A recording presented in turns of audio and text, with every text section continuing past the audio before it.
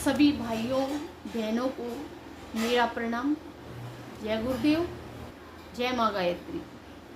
आज स्वाध्याय करते हैं वेद किसे कहते हैं, वेद माता की उत्पत्ति कैसे हुई, ब्रह्मा को चतुर्मुख क्यों कहा गया, व्याकरण शास्त्र का उद्गम कैसे हुआ।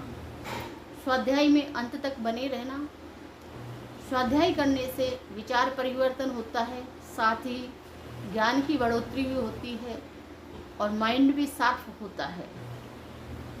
तो स्वाध्याय में अंत तक बने रहना।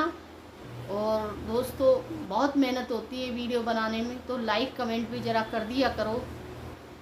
तो आइए स्वाध्याय करते हैं। वेद कहते हैं ज्ञान को। ज्ञान के 4 भेद हैं, ऋक्, यजु, साम और अथर्व। कल्याण, प्रभु प्राप्ति, ईश्वरीय दर्शन, दिव्यत्व, आत्म शांति, ब्रह्म निवारण, धर्म भावना, कर्तव्य पालन, प्रेम, तप, दया, उपकार, उदारता, सेवा आदि ऋक् के अंतर्गत आते हैं। पराक्रम, पुरुषार्थ, साहस, वीरता, रक्षा, आक्रमण, नेतृत्व, यश, विजय, पद, प्रतिष्ठा, ये सब यजु के अंतर्गत हैं। क्रीड़ा, विनोद, मनोरंजन, संगीत, कला, साहित्य, स्पर्श, इंद्रियों के स्थूल भोग तथा उन भोगों का चिंतन, प्रिय कल्पना, खेल, गतिशीलता, रुचि, तृप्ति आदि को साम के अंतर्गत लिया जाता है। धन, वैभव, वस्तुओं का संग्रह, शास्त्र, औषधि, अन्न, वस्तु, धातु, ग्रह, वाहन आदि सुख साधनों की सामग्रियां अथर्व की परिधि में आती है।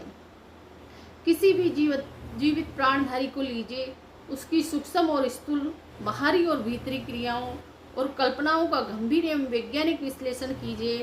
प्रतीत होगा कि इन्हीं चारों क्षेत्रों के अंतर्गत उसकी समस्त चेतना परिभ्रमण कर रही है। पहला है ऋक् कल्याण, दूसरा है यजु पौरुष, तीसरा है साम क्रीड़ा और चौथा है अथर्व यानी कि अर्थ। इन 4 दिशाओं के अतिरिक्त प्राणियों की ज्ञान धारा और किसी और प्रवाहित नहीं होती है। ऋक् को धर्म, यजु को मोक्ष, साम को काम, अथर्व को अर्थ भी कहा जाता है। यही 4 ब्रह्मा जी के मुख हैं।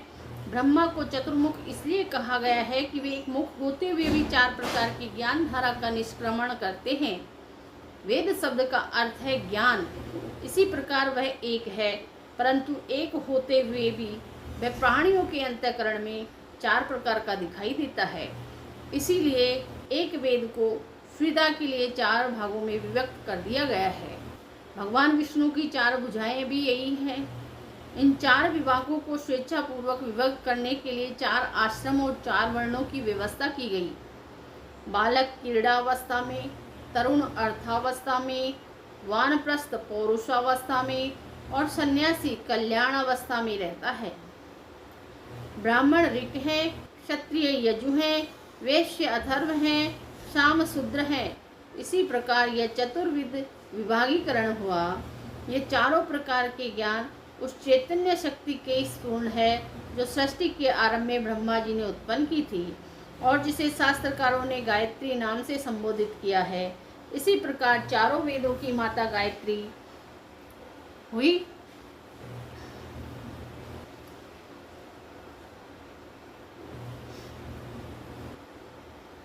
इसी से उसे वेद माता भी कहा जाता है।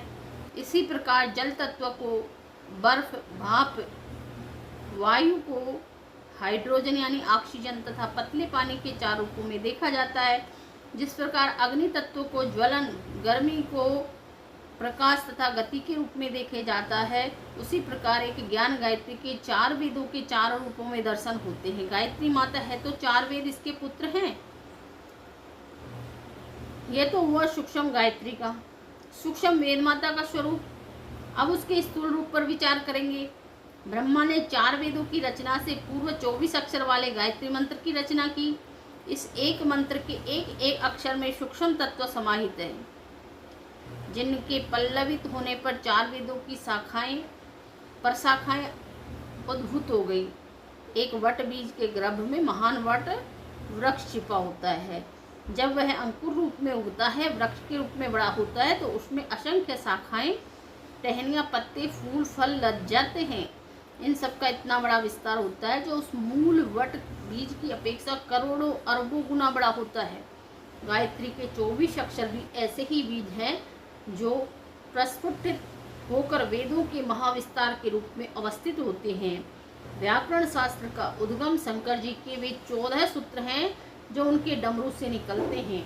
एक बार महादेव जी ने आनंद मग्न होकर अपना प्रिय वाद डमरू बजाया। उस डमरू में से 14 ध्वनियां निकली। इन अयुन, रिलिक, एओंग, एओज, हैवरट, लण आदि 14 सूत्रों को लेकर पाणिनि ने महाव्याकरण शास्त्र रच डाला।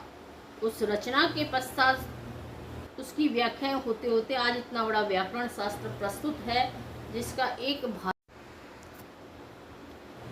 संग्रहालय बन सकता है। गायत्री मंत्र के 24 अक्षरों से इस प्रकार वैदिक साहित्य के अंग प्रत्यंगों का प्रादुर्भाव हुआ। गायत्री सूत्र है तो वैदिक ऋचाएं उनकी विस्तृत व्याख्या है। आज के लिए इतना ही, आगे का स्वाध्याय कल करेंगे।